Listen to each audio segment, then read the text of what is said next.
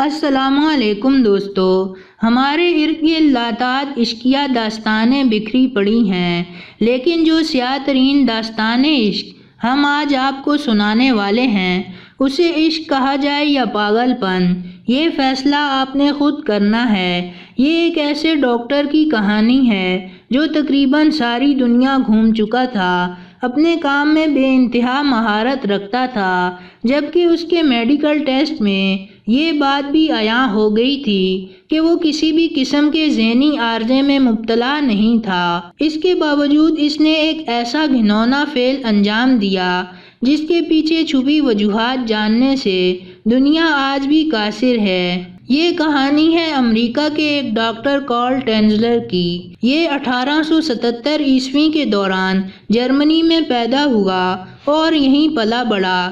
پہلے جنگ عظیم سے کچھ عرصہ قبل کارل ٹینزلر آسٹریلیا روانہ ہو گیا۔ آسٹریلیا سے اس نے انڈیا کا سفر بھی کیا اور کچھ عرصہ یہاں بھی گزارا۔ جنگ کے اختتام پر اس نے واپس اپنے آبائی ملک جرمنی کا رخ کیا۔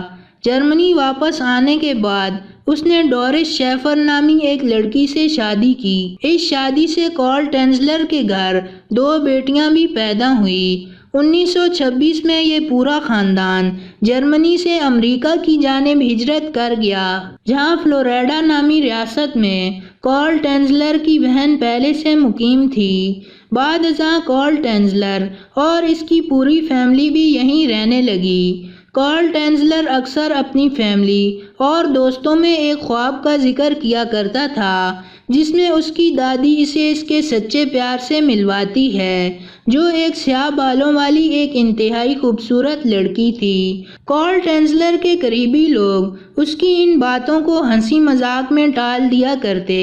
1927 عیسوی میں اس نے فلوریڈا کے میرین ہاسپٹل میں بحیثیت ریڈیالوجی ٹیکنیشین کے ملازمت اختیار کی اور اپنی فیملی سے دور ایک دوسرے شہر میں رہنے لگا۔ اسی ملازمت کے دوران کارل ٹینزلر کی ملاقات ماریا ایلینا نامی ایک انتہائی خوبصورت لڑکی سے ہوئی، جو اپنی ماں کے ساتھ روٹین چیک اپ کے لیے ہاسپٹل آئی تھی۔ یہ لڑکی لاطینی امریکہ کے ملک کیوبا سے تعلق رکھتی تھی۔ کارل ٹینزلر کو یہ سیاہ بالوں والی لڑکی ہو بہو وہی محسوس ہوئی جو اس کے خوابوں میں آیا کرتی تھی۔ یہ 22 سالہ لڑکی کارل ٹینزلر سے ملنے سے پہلے ہی شادی شدہ تھی، لیکن یہ رشتہ جلدی ہی ختم ہو گیا کیونکہ جب اس کا شوہر اس کے اسقاط حمل کے بعد اسے چھوڑ کر چلا گیا۔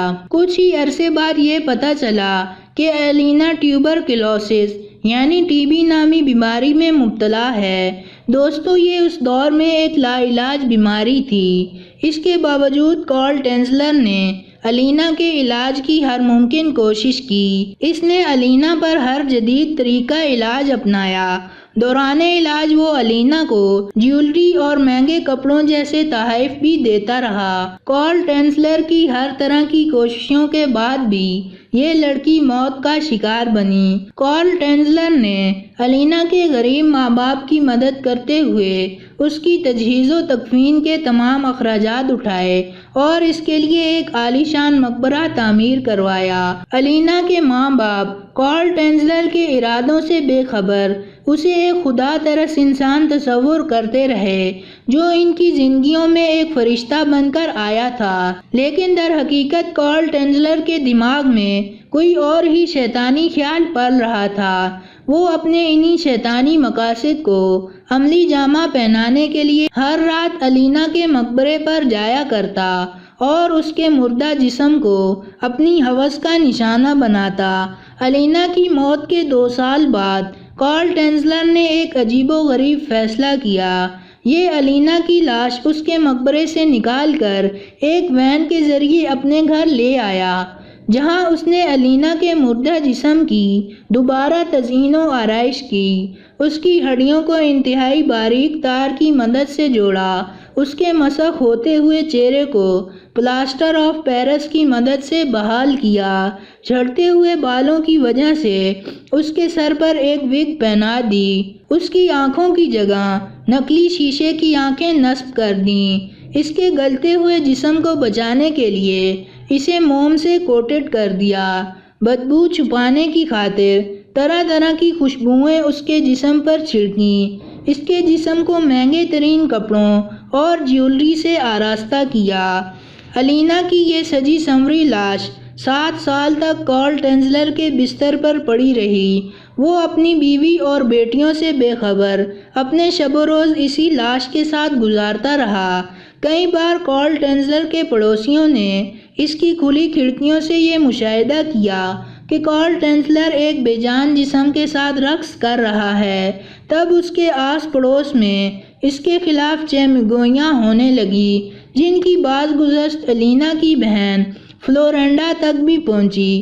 فلورینڈا نے مقامی پولیس کو ان تمام باتوں کی اطلاع دی۔ کارل ٹینزلر کے گھر کی تلاشی کے دوران اس کے بیڈ پر سے الینا کی 9 سال پرانی لاش برآمد ہوئی۔ یہ مقدمہ امریکہ کی تاریخ کے مشہور ترین مقدموں میں سے ایک ہے، جس میں کارل ٹینزلر کو گرفتار تو کیا گیا، اس کے مختلف میڈیکل ٹیسٹ بھی کیے گئے، جن میں اس کی دماغی حالت بالکل درست قرار دی گئی۔ لاش کے پوسٹ مارٹم کے بعد یہ بھی انکشاف ہوا کہ کارل ٹینزلر الینا کے جسم کو پچھلے کئی سالوں سے جنسی زیادتی کے لیے استعمال کرتا رہا تھا۔ اس کے باوجود کارل ٹینزلر کو کوئی سزا نہیں دی گئی، کیونکہ اس وقت امریکہ میں ایسا کوئی قانون ہی موجود نہیں تھا جس کے تحت کسی مردہ جسم کے استحصال پر سزا دی جا سکے۔ الینا کی لاش کو انتہائی خاموشی کے ساتھ ایک نامعلوم جگہ پر دفن کر دیا گیا تاکہ کارل ٹینزلر دوبارہ اس تک نہ پہنچ سکے۔ رہائی کے بعد کارل ٹینزلر ایک دوسرے شہر میں منتقل ہو گیا۔ کارل ٹینزلر 1952 عیسوی کے دوران 75 سال کی عمر میں مرا، لیکن یہ اپنی موت تک ایک مورتی کے ساتھ رہا جس کا نام اس نے الینا رکھا ہوا تھا۔ اس کے عزیز و اقارب کو اس کی لاش بھی اسی مورتی کے پاس پڑی ہوئی ملی تھی۔ بعد ازاں اس موضوع پر چھپنے والے آرٹیکلز میں کچھ حیران کن انکشافات کیے گئے جس نے دنیا کو چونکا کر رکھ دیا۔ ان میں سے پہلا انکشاف یہ تھا کہ الینا کی موت زہر کے سبب ہوئی تھی، جو کہ کارل ٹینزلر نے اسے بیماری کی تکلیف سے بچانے کی خاطر دیا تھا، اور اس کا انکشاف کارل ٹینزلر نے اپنی موت سے قبل کیا۔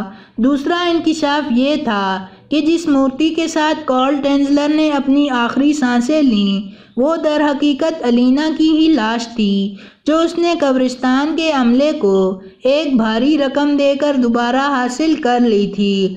امریکہ میں اس موضوع پر بہت سی کتابیں اور ٹی وی ڈرامے بھی لکھے جا چکے ہیں۔ تو دوستو، یہ تھی ہماری آج کی ویڈیو۔ پسند آنے کی صورت میں لائک کریں اور اپنے دوستوں کے ساتھ شیئر کریں، اور مزید ایسی ویڈیوز دیکھنے کے لیے ہمارا چینل سبسکرائب کرتے ہوئے ساتھ موجود گھنٹی کا بٹن بھی دبا دیں۔ شکریہ۔